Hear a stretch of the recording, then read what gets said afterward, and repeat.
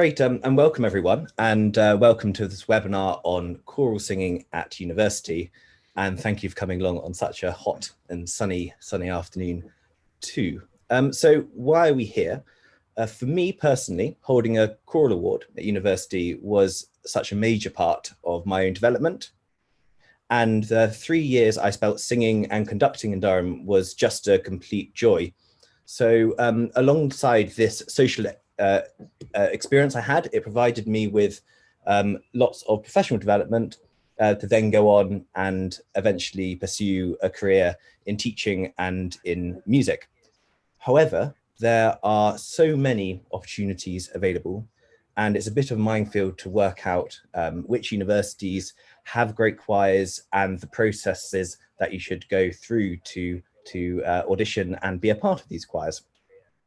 So this is the second talk we've held. The first was slightly more Tiffin-centric, where I work, and it's good to expand this further, and thank you to the Music Teachers Association for hosting today's webinar. So the purpose is twofold. Firstly, to provide a forensic insight into the choral activities at specific universities, and we have a very highly esteemed panel here today to talk us through their choirs, and also the process of applying and choosing the right choir to sing in. And secondly, we're going to touch on ways of developing your choral and vocal skills, both in a more normal period and perhaps what you can be doing now during lockdown to make sure that you are in the best nick for when you are back in choirs in future. So today we have Gabriel Crouch from Princeton, who will also be talking a little bit about opportunities at other American universities, Robert Hollingworth, who is at York University, and Louise Reed and Olivia Peacock, who are here from Durham, and Mark Williams from Oxford. So thank you very much for being here to speak to us. So I'm now going to hand over to the panel, and initially they're going to talk about their own programs at their universities and what the choirs get up to. So Gabriel, let's start with you. Thanks, James. Thanks to the MTA for hosting this and for having me. I'm very happy to be here. So yes, my name's Gabriel Crouch, and I'm your token representative from across the Atlantic Ocean. And I'd enjoy the chance just to talk to you a little bit about what life is like for a student singer in America. It's different, obviously, from what you might experience in the United Kingdom, but I mean, one of the things, just to make clear from the outset, one of the things that would have prevented me from ever thinking about coming and studying in the United States when I was your age was that I thought, wrongly as it turns out, that it was unaffordable. And it actually turns out that this is not a prohibitive path to education, financially speaking, and in fact, in a lot of circumstances, it can be absolutely free. I'll sort of move along from that point right now, but I thought I'd just establish that as we're getting started. As James said, I'm very happy to talk generally about what it might be like to transplant over to America for these years of study. But I'll start off just by thinking specifically about my institution, which is Princeton University. It's a wonderful 18th century campus in the middle of New Jersey, surprisingly rural, considering it's 40 miles from New York City and 40 miles from Philadelphia. So it's a beautiful, quite small campus.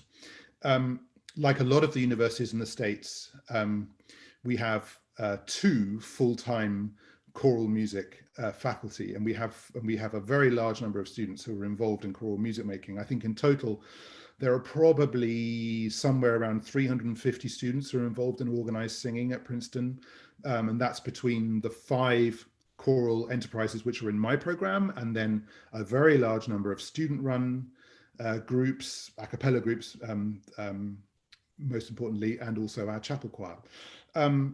So in my own program, which is centered in the music department at the university, I have the touring, the choir that's wheeled out for big events, the choir that does the big tours and the big choral orchestral masterworks. It's called the Glee Club. It's the historical name for choirs like this in American Ivy League schools, and it's been around for about 150 years.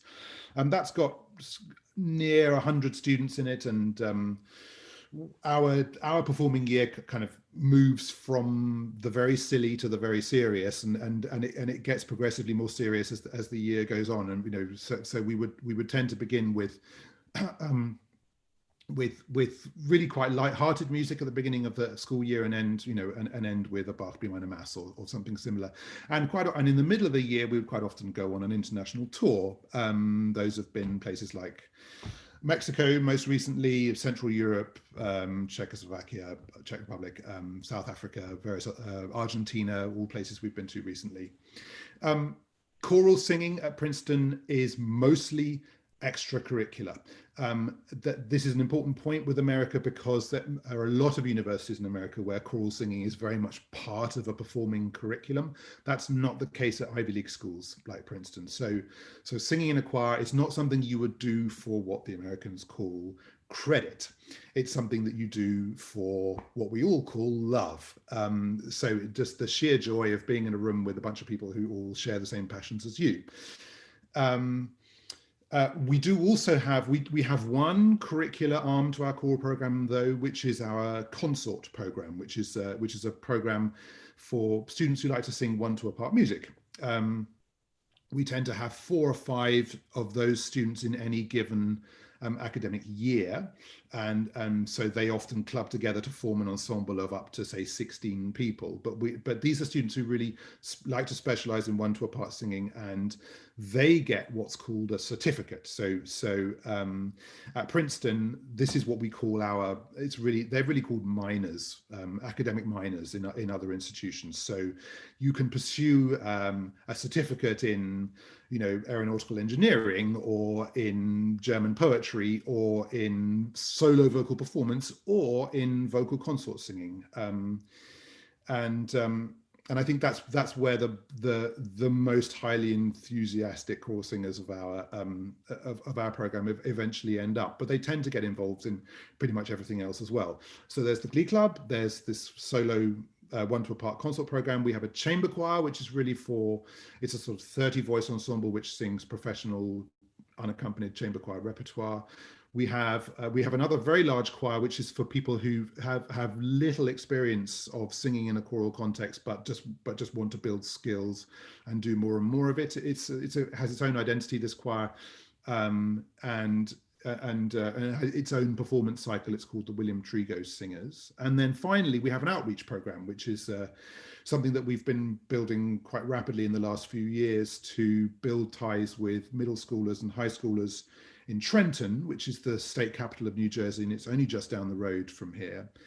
And in Trenton, particularly the 5 downtown middle school, high school complexes, they have very little in the way of organized music making. So we try to provide it here at Princeton. We have a program for orchestral players, we have a program for dancers, and we have a program for singers as well. And a lot of my students are involved as teaching artists in that program.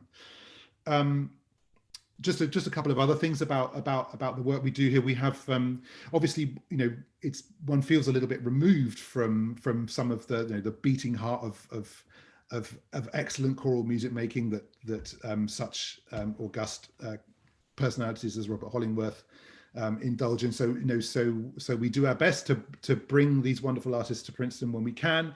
A couple of times a year, we host a visiting choral ensemble to do a collaborative project with our students, and those artists have included groups like Tenebrae and Roomful of Teeth and Ladysmith Black Mambazo, Heine Vanka from Estonia, Kalmus from Germany, Baziani from Georgia, and the Bulgarian State Women's Choir.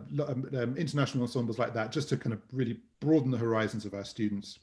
I also wanted to say that this is an environment where student-run enterprise, leadership, entrepreneurship is very much at the front of everything that we do. So whereas with a lot of American universities, you'll find that, if you're part of an organized curricular program of singing, of vocal study, of performance degree study, and therefore of curricular choral music making, you'll find that you're pretty much on a conveyor belt. You walk in the door and your life is beautifully organized for you. This is, here's your badge, and here's your, here's your name tag, and this is, and you're on the red track, so you get on this conveyor belt and off you go, and I'll see you in 4 years time and you'll be halfway towards your career. That's obviously a wonderful path towards career music making.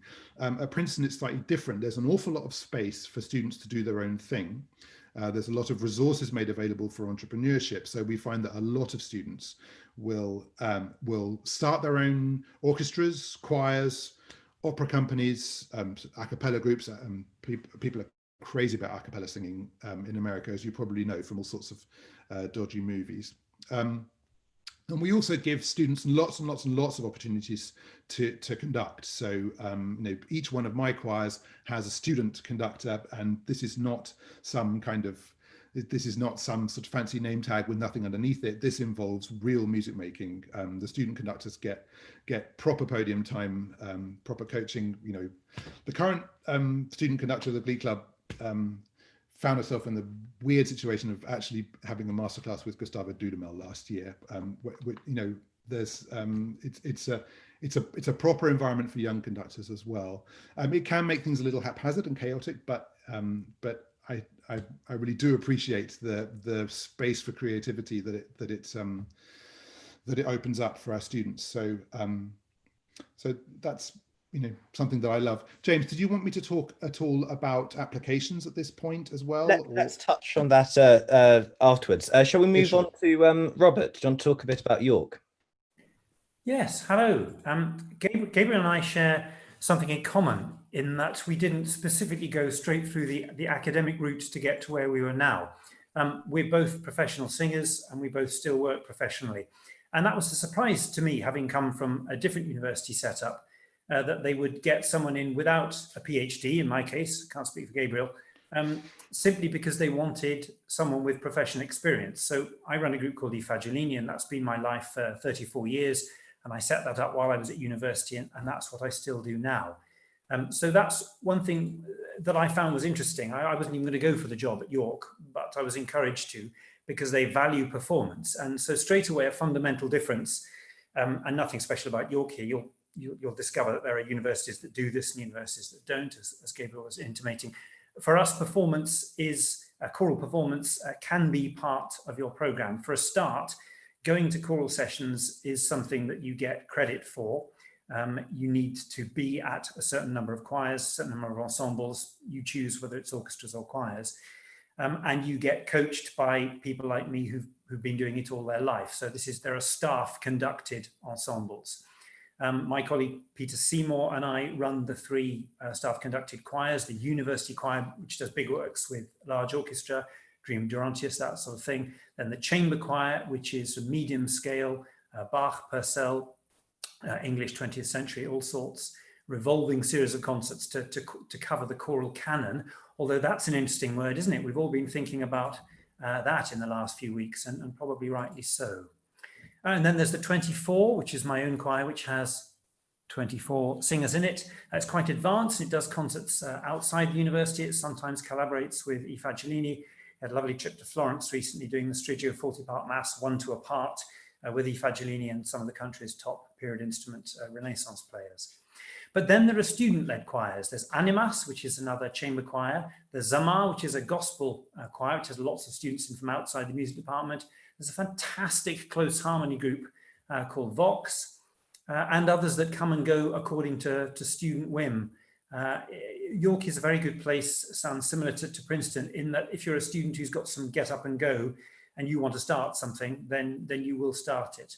But I'm conscious here, although there will be subtle differences and differences of venue, that there are a lot of similarities here. And my colleagues at Royal Holloway and Bristol are going to be sort of putting up their hands saying, oh yes, we do that too. So, I would encourage you, you're going to have a good time wherever you go.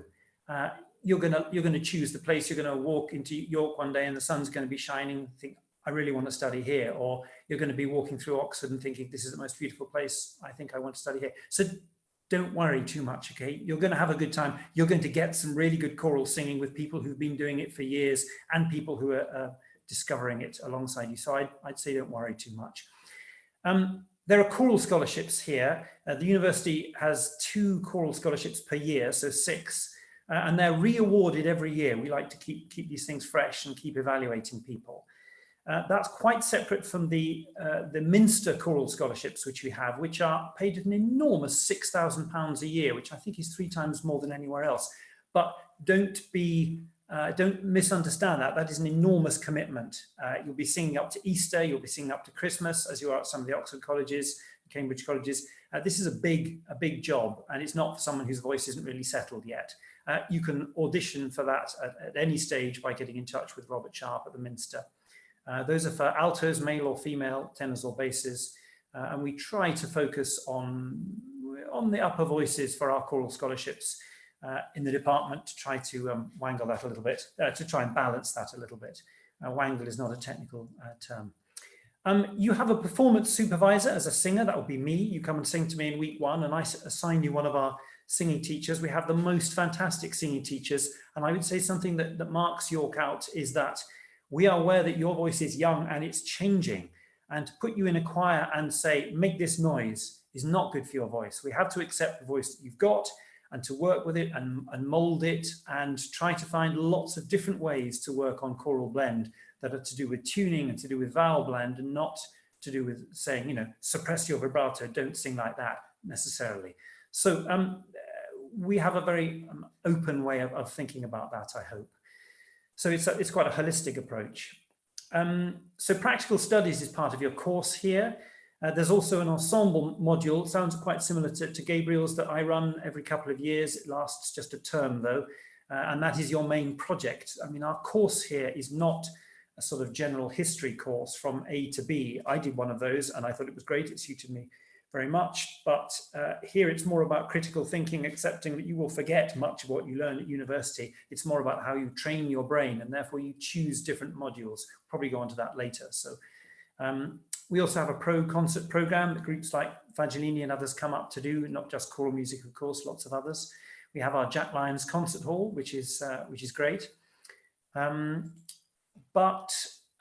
You know, it's York, it's the most beautiful town. It's been voted top place to live in the UK for several years now for a reason.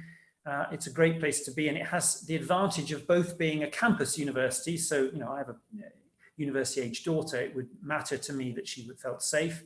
Campus is good for that, but it's right on the edge of the city. So 2 minutes and you're on a bike down the hill and you're there. I think that's all I'll say for now. Brilliant. Thank you so much. Shall we go a little bit further north now and up to Durham? We have both Liv and Louise who are talking about the various opportunities there. Well, hello. Shall I start? So I run the St John's Chapel Choir, and I've only been there a year, so Liv's here to fill you in on everything else to do with Durham. I know a bit, but not everything. And I'm probably one of the very few professional conductors in Durham, because I do know that Durham majors on having student-led groups, and there are many, many of those, and it's very well organised. But the chapel choir I run is probably very similar to perhaps some of the Oxford and Cambridge choirs that Mark will know about. It does a weekly evensong, which doesn't sound a lot if you want to sing 3 or 4 or 5 times a week. What I find with a lot of my students is that they want to sing in more than one group. So they might sing for me, and they might also sing in 1 or 2 other ensembles, and that packs their week up. And as long as they put me first, that's totally fine. All the singers in St John's Choir are choral scholars, so they're all paid and given that award at the beginning of the year. And it's as professionally run as possible. We do BBC broadcasts and CDs, as everybody else will do. One of the things that struck me about what Robert was saying was how very similar the packages are everywhere.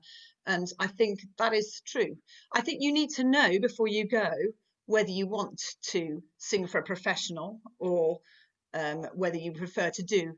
I mean, some students should prefer to be in a student-led group, and they think that's, and there is a romance to that, and it is a lot of fun. I did that. I went to Oxford, kick-started a choir which was on a low ebb, had a lot of fun, did the first this, the first that, the first whatever. We were all learning as we did it, and I can highly recommend it.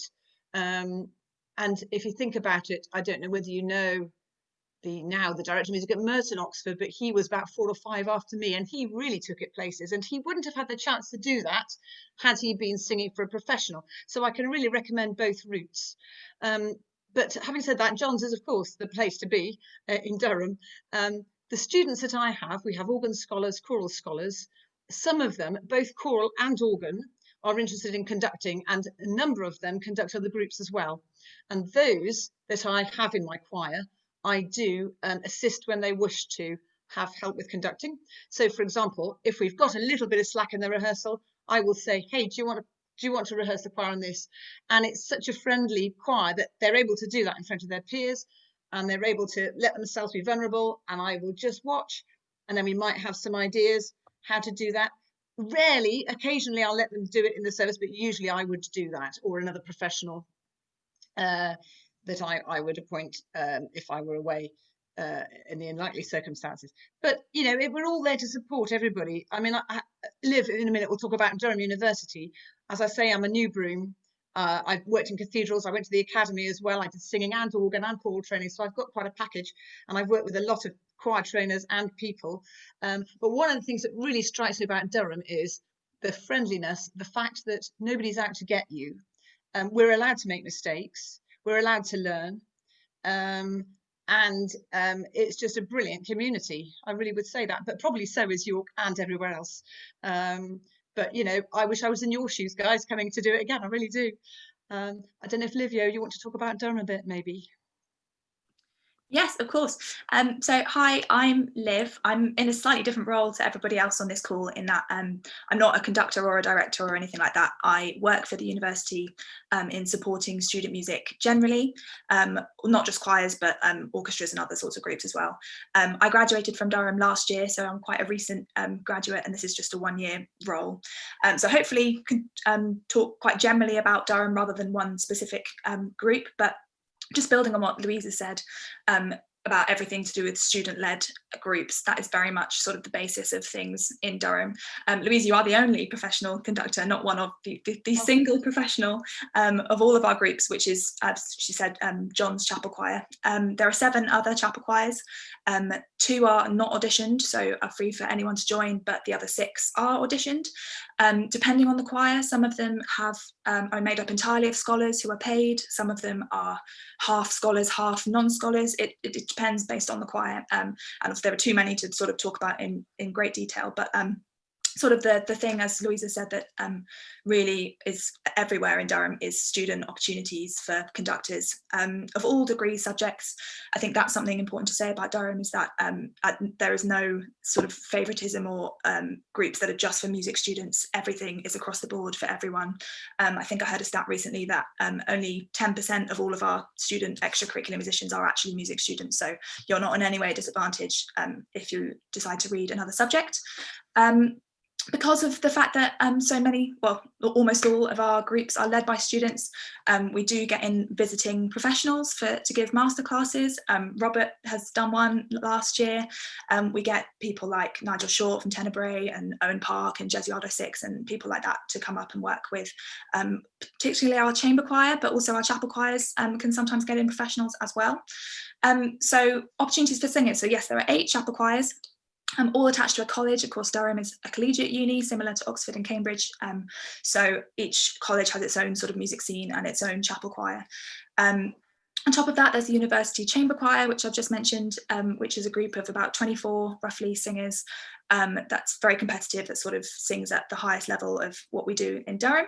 And then on top of that, there are 12 other choirs ranging from barbershop to a cappella to gospel singing to choral society, which is our big sort of 60-70 piece choir, which does sort of big epic type stuff rather than smaller groups. So yeah, there's lots across the board, really. In terms of auditions, everything in Durham is auditioned once you arrive. So sort of once you're here in Freshers Week, you go to the Freshers Fair or whatever the virtual equivalent might be this year, we don't know. But and you'll sort of talk to all of the conductors, the student leaders, they're all there in one room, and you sort of chat through the audition process.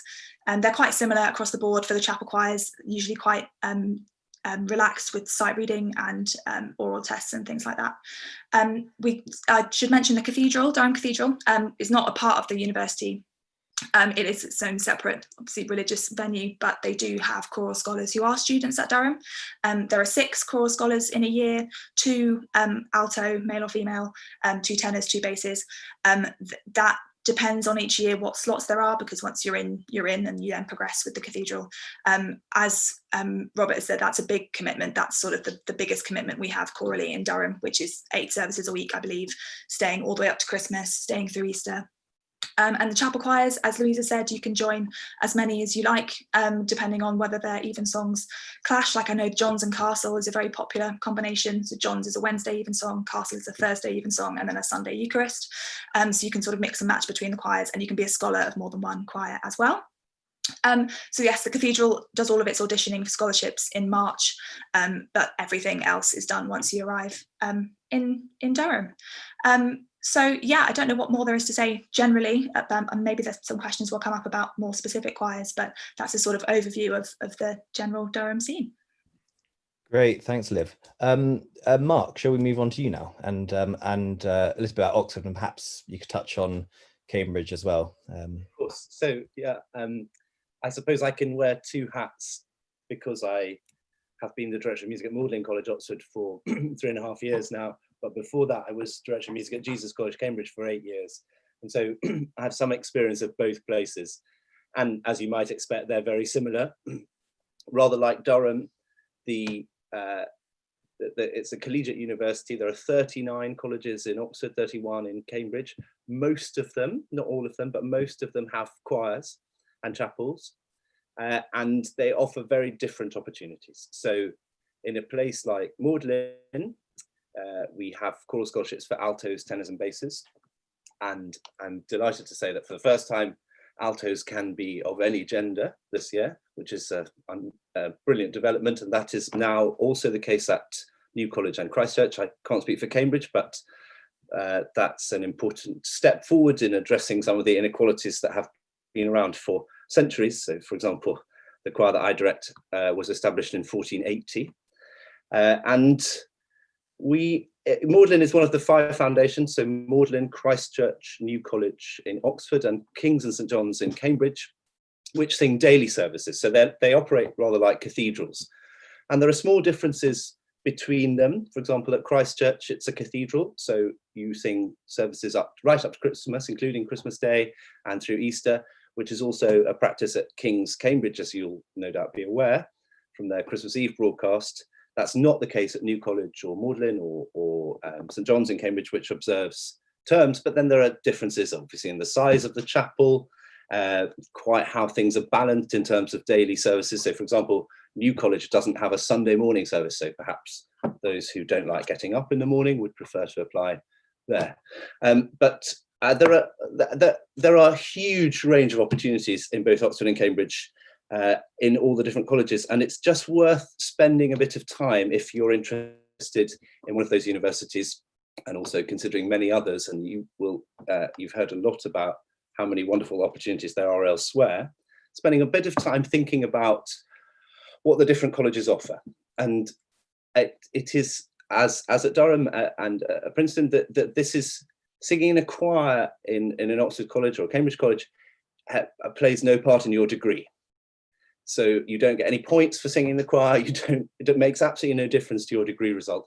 I'm also very sorry to tell you that it also makes no difference to whether or not you get in. So you could be Pavarotti, but if you don't pass the admissions tests, which are purely academic, then that doesn't help, I'm afraid. Gone are the days when great singers got in just for being good singers.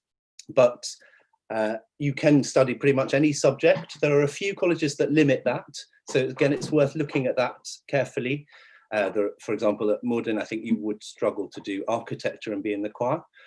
But we do have, for example, at Magdalen, lots of different subjects represented in the choir. And that would be true of most colleges. You can make it work as a choral scholar with a subject if you're prepared to be organized. And the more services the choir sings, the more organized you have to be. So if you join a choir that sings 6 times a week, you will have to manage your work and your social life and your singing as a package. And don't worry about that, because lots of people have done that brilliantly over the centuries. you know, and it's perfectly possible, and it's possible to have a great time and be involved in lots of other things, whether it's sport or drama, other university music making, absolutely, and socialize and have lots of fun and get your degree done and sing in the choir. But I think it's important to know that being in the choir, being a choral scholar, makes no difference to your degree, and you will be expected to prioritize your academic work. So just very briefly about the differences. There are some choirs that are mixed choirs, sopranos and alto tenors and basses. Then that you have the choirs like mine, which have trebles, boy trebles singing the top line, and then altos, tenors and basses that are students. There are small differences. For example, there are more lay clerks, professional singers in some of the choirs than undergraduates, or there may be more undergraduates in others. So again, that may be a different experience. For example, at New College, there's a system whereby it's expected or hoped that there's an equal number of lay clerks and undergraduates. So the idea is that an undergraduate will stand next to a lay clerk on their part and learn from that person. Whereas at Magdalen, we have 12 altos, tenors and basses in total, and 9 of those are undergraduates and 3, so we just have 1 person on each part as a professional, and so there are very small differences. The one thing I would say that I think is really important to remember when you're thinking about a place that maybe does 2 services a week, or 1 service a week, or 4 or 6 or whatever it is that will be the place where you live, and being in the choir will be a part of that, but it's not going to be the only thing. And I think it's important when you're thinking about colleges, and I realize everyone is doing that online now much more so than visiting, but you can get a good sense online and talk to people of places. But I think if you feel that you would feel happier in a smaller college, in a more tight-knit environment, community, that's perfectly valid.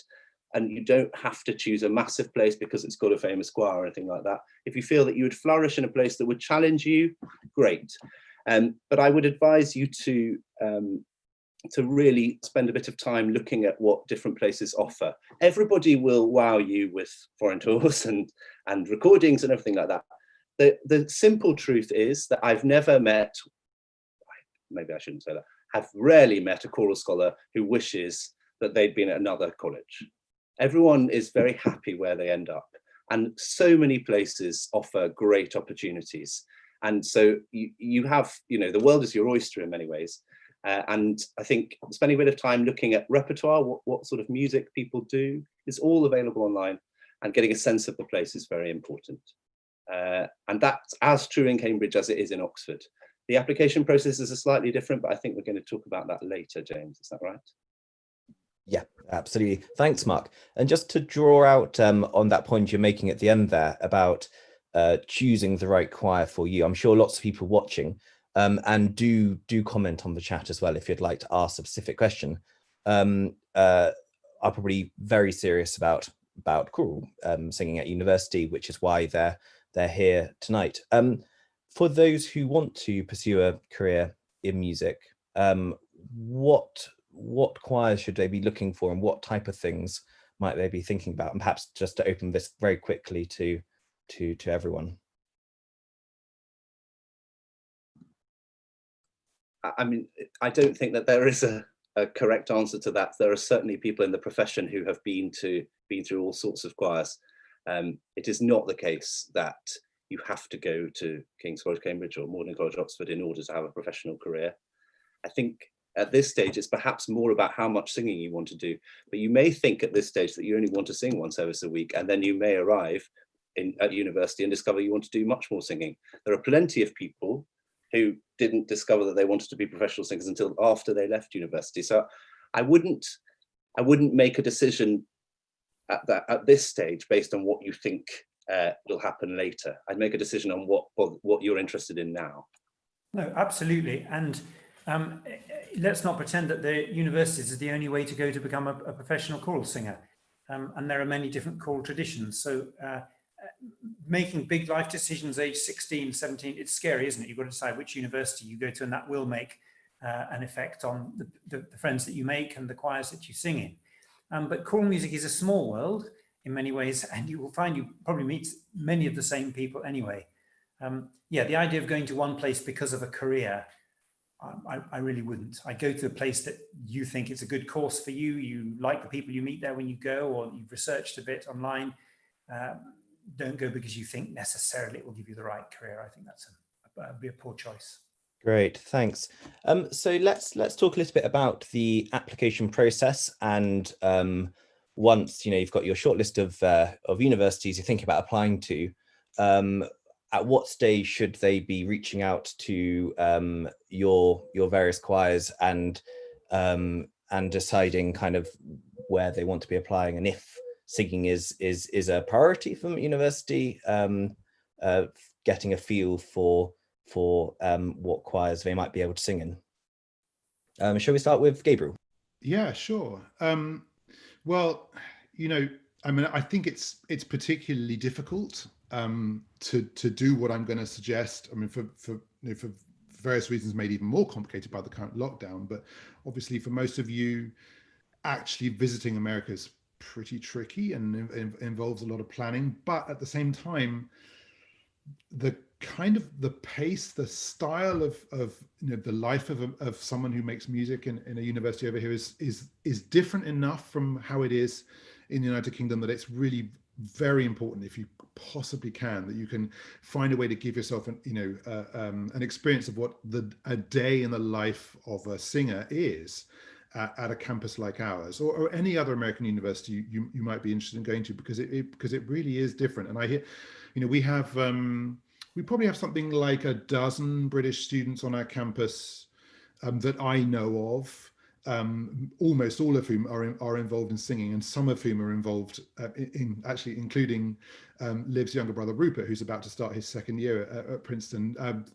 People who are involved in singing almost their entire day is spent singing. But it is different, and I mean, certainly one thing that I would say about it is that I think there's a greater emphasis on that communal participation, on that being a sort of citizen in the culture of music making, a bigger emphasis on that than in the emphasis on the purity of the choral sound at the elite level. I'm not saying we don't have experience of that, but I think that the dominant picture is of the choral music that lots and lots of people are involved with them, and we work incredibly hard. We try and make it as good as possible, but we also try to involve as many students as possible. And I think it's really important just to give yourself a chance to get a sense of whether you'd be into that. In terms of the sort of rhythm of application, normally at Princeton and in a lot of other American schools, especially the Ivy League schools, they have two application windows, what's called early decision and regular decision. The early decision window normally closes around the 1st of November, and then the regular decision window closes in January. So you have two chances to apply. And if you apply early, then that signifies, and in some cases commits, that this institution is your top priority. So that and that if you get accepted, you will take that position. It's not the case at Princeton. You're not if you apply early to Princeton and you get accepted, you're not forced. You're not then committed to take that place, although most students do. In the process of application, aside from an in-person visit, which, as I say, I would so strongly recommend that you do, but now that seeing as we can't do that for the foreseeable future, then please contact me, get directly in touch with me through Princeton, and bag as much of my time as you can make room for, because I've got plenty of time right now, and I'm happy to make it all available to you. Once you've done that, the application process is online, and as you're making your standard academic application, there is a turn off on that online application, which invites you to what's called submit an arts supplement. And your arts supplement is your chance to present yourself as an artist in whatever guise you feel places you in a really good light that's going to draw attention to you. So you can submit an art supplement in dance and in creative writing and in drama and in singing. And the requirements of this application are clear on the website, but it's basically you upload a couple of examples of you singing, and there needs to be some form of contrast in that singing. If you're already if you're a well-developed singing voice already, and you love to sing operatic aria, then by all means submit that. We have lots and lots of, we stage lots of operas here, and there's lots of opportunities for opera singing, so that's a great window into you as a musician. But equally, if what you really like to do is sing choral music, then find a way to submit some example of that highlights you as a choral singer. And then anything in between, you can sing folk song, and you can sing art song, anything you like.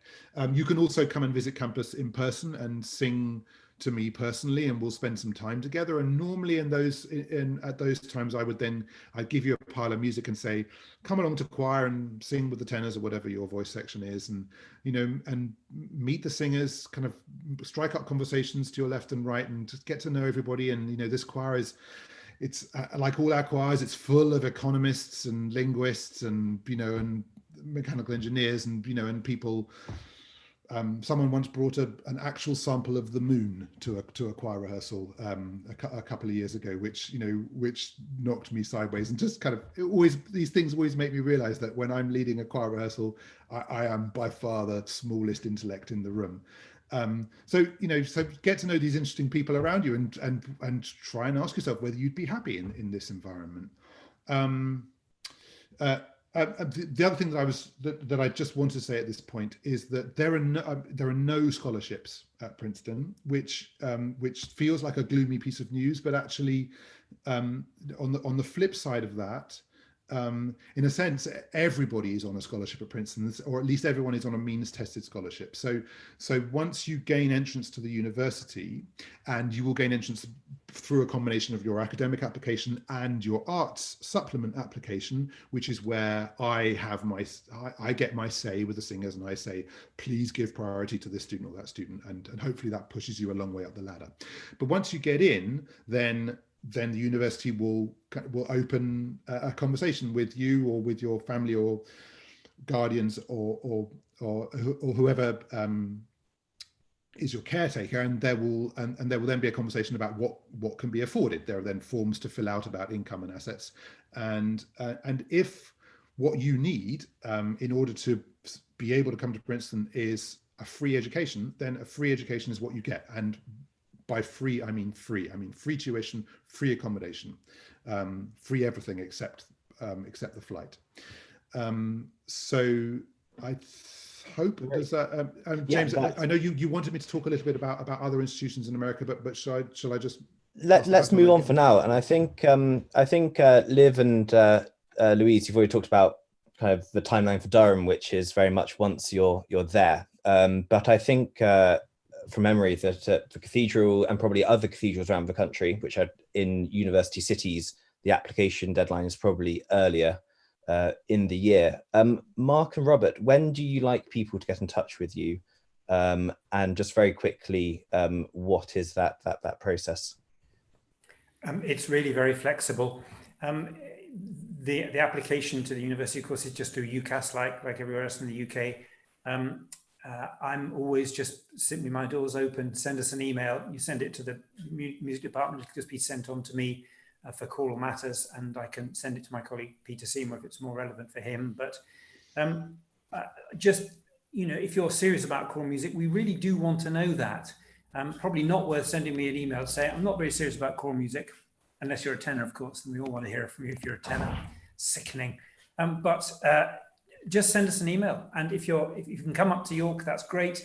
Looking difficult at the moment. And if you did come up, you wouldn't find any students here. So what I want to do probably is put you in touch with some students, because you will get a much better view of what the place is like on a day-to-day basis than virtually guiding yourself around a practice room, which looks like any other practice room, or looking at our concert hall.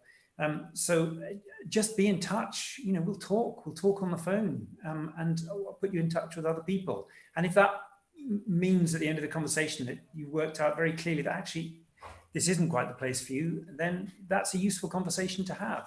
But be in touch, do a bit of research, think critically. That's what the degree is about. Thanks. And Mark?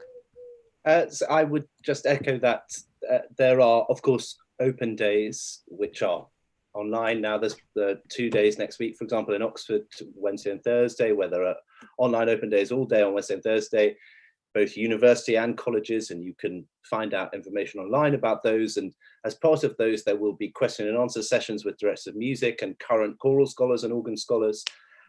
So do try and engage with that as much as possible. But the really important thing is that if you are interested in applying to a college or anywhere, please do send an email. I know it can feel a bit scary, the idea of emailing the Director of Music of King's College, Cambridge, as though you don't want to impose on his time. But we're all very happy to hear from you. Everyone in this call is happy to hear from you, and all directors of music at any university and college will be. And if they're not, they won't reply. But most of us will. And we'll try and encourage to have some kind of conversation, because we understand, especially at the moment, that you need to try and get a sense of a place and what's available, and you may have anxieties about what to sing or how good you have to be at sight reading or anything like that, and people will answer those questions honestly. And so very briefly, the application process here would be that for choral scholarships you need to apply by the 1st of September, and there are what we call choral trials towards the end of September. It's not been announced publicly yet, but it seems very likely that those will probably be online. And we'll work out what that will look like, but it will be some kind of online audition, hopefully with a submitted recording. But I think in a normal year, we would hear you sing in September and you would put a preference list of colleges. Now, it's very important to say at this stage that this has no bearing on your application to the university. So this is not an academic assessment of any kind. It's merely a guidance process that says, you know, my first choice is a New College, and my second choice is Merton, and my third choice is St. Peter's, let's say, randomly. And at the end of the week, you get some feedback that says, you know, the highest college in your list that would offer you a choral scholarship where you to get in academically is St. Peter's. So from that, you know that even if you got in academically, you might not be quite what New College and Merton are looking for that year. And that is not all. Don't take that personally. That can sometimes be that certain colleges have had a lot of bases apply one year, and so they're trying to spread the love, as it were, around. So all the directors of music meet and say, oh, well, we've heard 27 sopranos, and these are the 10 that we would like to encourage, and somebody else will say, oh, we didn't get many, so we'd be very keen to be interested in that person. And that's to try and direct you towards a college or a choir that you would that would be of your standard and that would be glad to have you, rather than a situation whereby you make a decision now that you want to apply to X college and then you find out once you've got in that you're not in the choir, and that's a bit confusing. Cambridge has a slightly different system in that they don't have the September auditions anymore, so that makes it even more important to get in touch with directors of music and get a little bit of guidance and perhaps some tips on whether or not you're in the right kind of zone for what they're looking for. Great, thanks, Mark. And Liv, you just wanted to mention something about Durham. Yeah, something I should have said before is that we do have sort of general music scholarships available that aren't specific to choral music, but you're more than welcome to apply as a singer. Those are called Vice-Chancellor scholarships, and the deadline for those runs alongside UCAS. So having said that, you don't need to worry about applying for anything until you get here. That was wrong. If you would like to apply for a scholarship, the deadline for those is whenever the UCAS deadline is, which I think is usually mid-January. Vice-Chancellor scholarships are worth £2,000 a year. You're welcome to spend that money on anything that you like, whether that is your music and individual progression or just helping you fund your own way through university. And we also have Weldon Lahore scholarships, which are almost very, very similar to the Vice-Chancellor ones, except they are worth £4,000 a year instead of £2,000, and they are assessed based on your home income. So those are for lower household income applicants. Just another thing to say is that a big question I get asked about Durham is which college should I apply for? Is there a particularly musical college if I'm interested in music? Does joining one college mean that I have to sing in that choir? And the answer is no, not at all. All choirs can, Louise is going to jump in on this in a minute, but yeah, all choirs you can sing in you can have singers from all other colleges. Some choirs favour students from their college for scholarships, but generally being in a certain college does not restrict you at all as to which choirs you can be in. You can be in any college and sing in a different college's chapel choir. And that also, if you are interested in applying for the cathedral, so that's got the earlier deadline for March, as I mentioned, that doesn't for a second mean that you can't also be involved in sort of other university student-led groups. So for example, a lot of the cathedral scholars sing in the chamber choir because that rehearses on a Wednesday evening, so it doesn't clash with their cathedral commitments. But yeah, I think that's everything that I forgot to say before. Thanks, that's great. And just to mention, I remember when I was at Durham, I had a great combination of conducting at University College at Castle, and then also singing at a different college as well. And that allowed me to kind of continue lots of different things I was interested in. I think it'd be good just to move on from this now and talk a little bit about how students can be developing themselves at home, and also once kind of normality has returned. So perhaps we can, perhaps you want to jump in on that. It'd also be good just to talk about what an audition will look like. So shall we start with that, and perhaps just in 20 seconds, if there is a regular format to your audition and components in it, to kind of list that off. So Gabriel?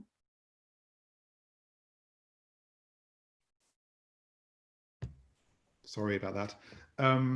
Yes, the audition process. I mean, obviously part of it is that exacting stuff about, you know, testing your ear and interval identification and sight reading, all that sort of thing. But we try and also create a slot for you to just do whatever you feel is your strong suit as a musician as well.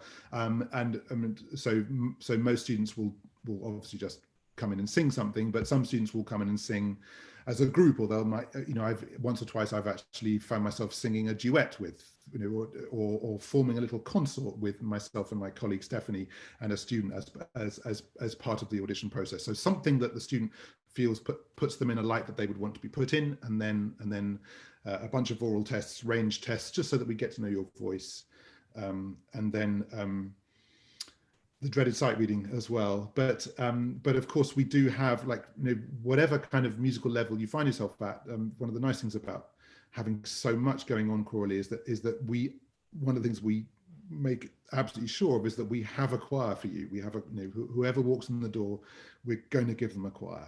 That's established from the outset. Great, thanks. Robert? Yeah, it's the same, isn't it? We're all going to be listening for their range, check what their reading's like. I want to say something about reading later, so I've got a second for that. You'll come and sing to me in first week of term. This isn't something that's done in advance. You're most welcome to come up and sing to me, or ask for a Zoom, just so I can give you some indication about what your opportunities would be here beforehand. That's not an official thing. Very happy to do it. But I listen to you, and Peter will listen to you in week one, and I'll assign you a singing teacher, which you can change if that doesn't work out for you. But it's the usuals, it's going to be, isn't it? And the other thing you should be understanding is, if you don't sing to your absolute best in that audition, think, damn, there go all my opportunities. The difference between you and someone else is going to be so much more than that 2 or 3% that you didn't quite get at the top of your voice. So don't stress yourself about an audition, but they do happen in week one. So don't go out and get hammered every night before coming and sing to me and then being surprised when it's not sounding as good as it should. Thanks. Louise? Yes, the same for me. We have a fast turnaround at St John's. We have normally a freshers' fair towards the end of the week, and then I'm already overlapping the beginning of the auditions while that's not finished. Finish them by the weekend, have the results out by Monday, and even some on the Wednesday. This is mainly because St John's has got an ordination college as part of it, and their curriculum has started, and they have to be there. So we have to provide a choir. So that's fast turnaround. It's just the same. Hear the range, the sight reading, and the piece, something that you feel comfortable singing. Doesn't really matter what. Obviously, you know, it doesn't really matter as long as you feel comfortable and it shows us what you can do. And the other thing is, I also do take a notice of what people have done. So what is their choral experience up to that point can make a difference a little bit if they've got a lot of experience. And yeah, there was something else, I've forgotten what it was now. And just very quickly, Mark, as well, what does same as everyone else? Same as everyone else, really. Sight reading, some oral tests just to see about how your ear works, and a prepared piece. It's possible that if auditions are online, we would have to do an unaccompanied piece. So it might, if you haven't been practicing unaccompanied pieces, any kind of unaccompanied piece of folk song or anything, might be worth preparing if we expect things to be online in September. The one thing I would say, well, two things I would say very quickly. The first is that it's absolutely fine to choose a piece that showcases your range. And if that's, you know, you're still discovering what your voice is doing and that you feel that that's a bit limited and you don't want to push yourself too high or too low, that's absolutely fine. You will be asked to demonstrate your range just so that we know, you know, we can't have 4 second tenors. We need at least one that can get the high notes. We can have some second tenors, that's fine. But you will be stretched a little bit. If you crack or something goes wrong, do not worry about that. That happens. That's a way of finding out where the voice is. By all means say, oh, I don't normally crack on an F, if that's the truth. Just be honest. The most important thing I would say, and I'm really sorry to say this, is that the thing you should really focus on this summer and before December is, if you plan to apply to Oxford and Cambridge, certainly, is your academic work. Preparing for the academic interviews really has to be the focus. The sadness is that many, many people come and sing in September beautifully, and the numbers who then get in December are smaller. And so that's the biggest hurdle to climb. I'm sure that most of you who will be watching something like this are fantastic singers. You also need to be really bright students and really focus on preparing for that. Thanks, Mark. Just in the final kind of 2 or 3 minutes, I think one of the key worries that students raise with me quite often is to do with sight reading. So perhaps just kind of quick fire solutions to how to improve your sight reading, maybe now in lockdown, and also there'll be lots of teachers watching this as well, and how can we help support our students to be best prepared for university? Yeah, may I? Yeah, go ahead, Robert. Well, the brain deals with rhythm and pitch in different places. So break it up, do rhythm in one way, do a rhythmic exercise, work on that for a bit, and then do interval recognition, which is seeing a G and a C and knowing that's a perfect fifth. That's quite different from being able to sing a perfect fifth. So these are 3 separate things, and work on them differently or in different conjunctions. Professional singer friend of mine said, you never get to the stage where you worked so hard in your sight reading that it's too good. Oh, what a waste of time. I didn't need it. That's not a thing, okay? Whatever level your sight reading is, work at it. It will get you into the next good choir. It will mean if you're not interested in sight reading, if you pick up a song, you can read it more quickly. If you want to MD a musical, it's going to help. So separate things, work on it day to day. Any old piece of music, you can buy Ralph Allwood's sight reading book, or you can just pick something off a shelf, or you can go to cpdl.org and just download something. Doesn't matter if it's a good edition or a bad edition. Just get used to it. And for rhythm, have a metronome on and make sure you're at the beginning of each new bar in time, even if you get lost in the meanwhile. Thank you. And Gabriel, did you? Well, actually, no, James. I mean, and I couldn't possibly improve on that. But there was something very important that I should have said earlier that I would like to say before we close. May I? Yeah, absolutely. Just because if you are going to apply to university in the United States, obviously, you know, the application process to which you'd apply in the UK and via your A levels doesn't quite cut the mustard for various reasons, you know, all structural, nothing to do with quality or standards. So you'll need to complete either an SAT test or an ACT test. Let's not go into too much detail about what those comprise, but if you could just remember those letters, either an SAT test, the new version, or an ACT test. You'll need to, and it's worth doing those a couple of times, practicing them until you get your score up into a sort of upper part of the median range for the school that you want to get to. Don't feel like you have to get to the absolute top of the pile in terms of the range for those scores. Admissions to my university and to all the other universities I know around here, and I'm sure to Durham, Oxford and York, is capricious. It's a capricious business, and there are a lot of factors that go into it that you can't control simply by being just that little bit better, by just by improving your score here just a little bit. There are always subjective decisions being made by people that are out of your hands and out of my hands, sadly. But so it's a full picture of things.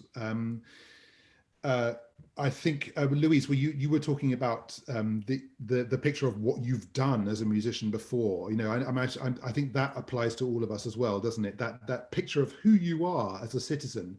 I mean, that can be influential at your application process and can also be influential in your audition process. So that.